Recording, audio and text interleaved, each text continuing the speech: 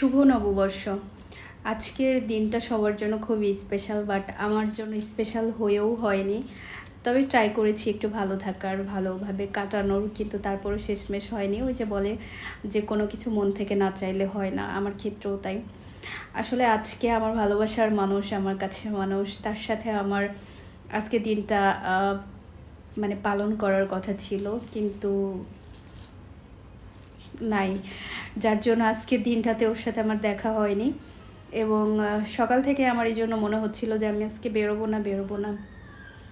দেন তারপরেও অনেকের রিকোয়েস্টে, অনেক বাধার পরে মানে রেডি হয়েছি, রেডি হয়েও বেরোই না, প্রায় 1.5-2 ঘন্টা বেরোই না। দেন হচ্ছে পরে সবাই সংসদে গেছে, আমাকে ফোন দিচ্ছে, আমি বলছি ঠিক আছে আসছি।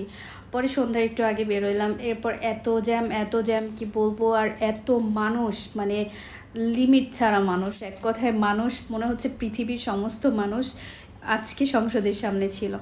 এত গাড়ি, শুধু সংসদ না, প্রত্যেকটা রোডে ঘাটে, প্রত্যেকটা জায়গাতে। তো ওই জায়গাগুলোতে দেখে যারা যারা সংসদে গিয়েছেন অবশ্যই কমেন্ট করে জানাবেন।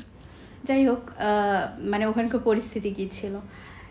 তবে আমার একদমই ভালো লাগছিল না, সত্যি কথা বলতে আমার মন মানসিকতাও ভালো ছিল না। সেই জায়গা থেকে আমি আমার ভালোবাসার মানুষকেও মিস করছিলাম।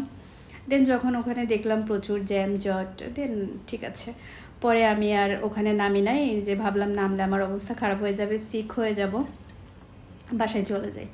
দেন আমি আবার রিটার্ন বাসায় চলে এসে যে এখন আপনাদের সাথে কথা বলছি।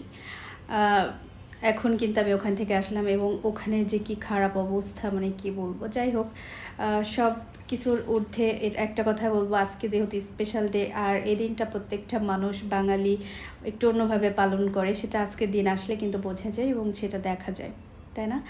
তো যাই হোক, সেই জায়গা থেকে বলবো যে আজকের দিনটা খুবই স্পেশাল, খুবই অন্যরকম।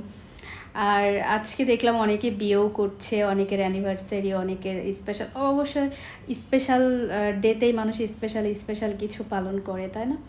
তো যাই হোক, আজকের দিনটা সবার জন্য শুভ হোক, এবং হচ্ছে সবাই আগামী দিনগুলো সবার জন্য ভালো থাকে না যে প্রত্যেকটা মানুষের এক্সপেকটেশন থাকে যে এবছর যেন এটা হয়, ওইটা হয়, ইত্যাদি ইত্যাদি।